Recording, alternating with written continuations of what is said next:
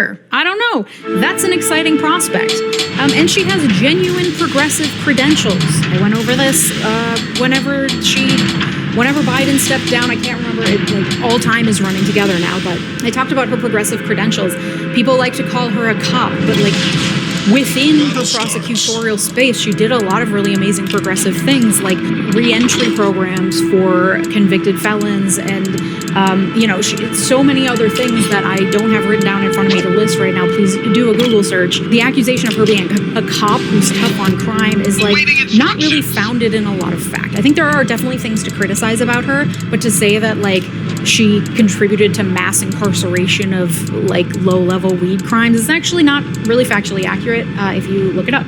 So, and she seems more willing to be pushed on issues. She seems more willing to be pushed on Israel-Palestine. She seems more willing to be open-minded to things. And I think that's the type of politician we want. You're never going to find a politician who aligns with you perfectly on all your issues, but you want one who's willing to listen and to be pushed. Even if they're a little, hesitant or they're not all the way there where you would like them to be.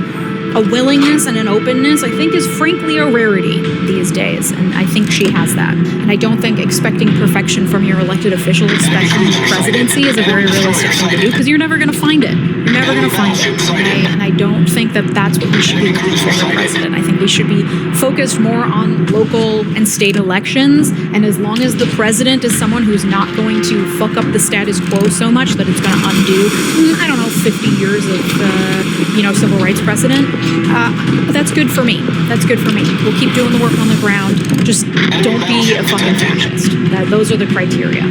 Okay? Also, I've been noticing, I don't know if you've noticed this in your TikTok timeline, if you're as chronically online as I am. She has been showing up in a lot of like fan cam videos. People just mashing together videos of her with like Chaperone songs in the background, and I am here for it. Okay? I saw a lot of criticism of people being like, oh my God, this is hero worship. Like, we shouldn't be, putting her on this pedestal. We should never put any politician on a pedestal. And let me just say, a fan cam is not a pedestal. Okay?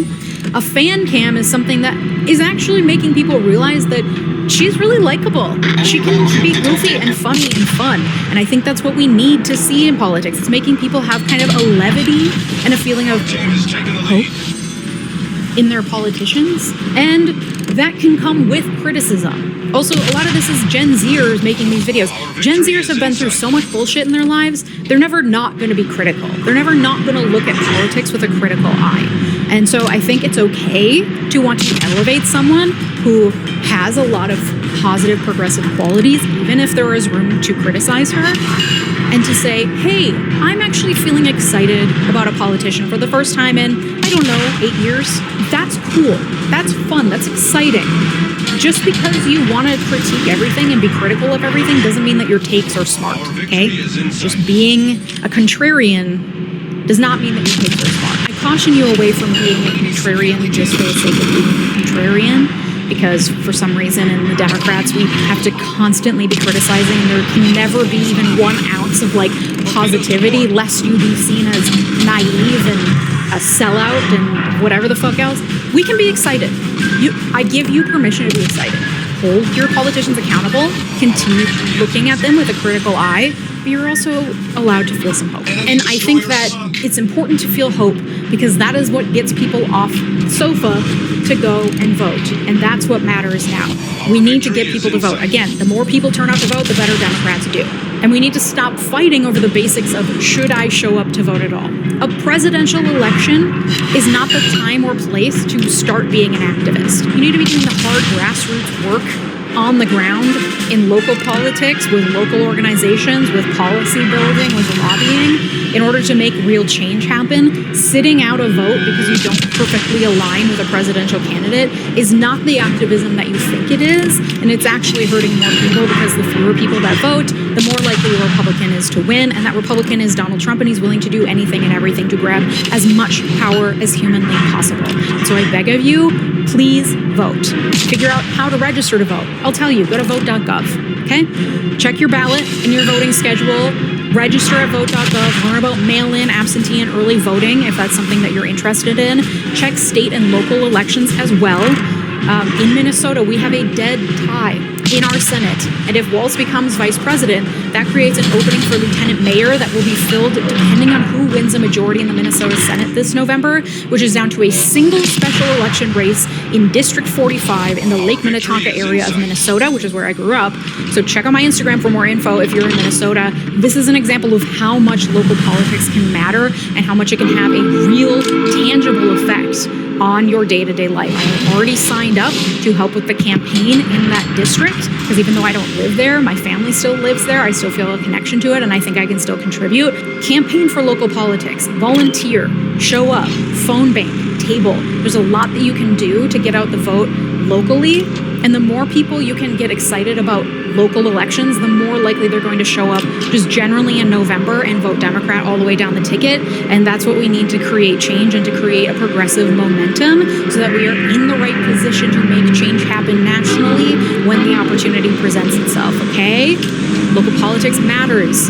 It matters. And I am starting to feel hope, excitement about the presidential race since Kamala took over for the first time, like I said, since the day before election night 2016. And Tim Walz definitely adds to that, but the reality is we need progressives up and down the ticket because change happens at all levels, but especially locally. So please make sure you're registered and ready. Primaries in Minnesota are this Tuesday, August 13th, okay? And that's the quick and dirty down low on this VP pick.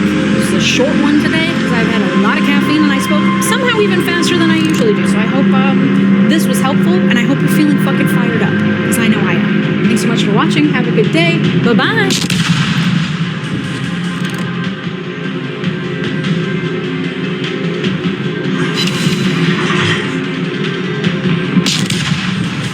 All stations, reporting the position of a strategic target.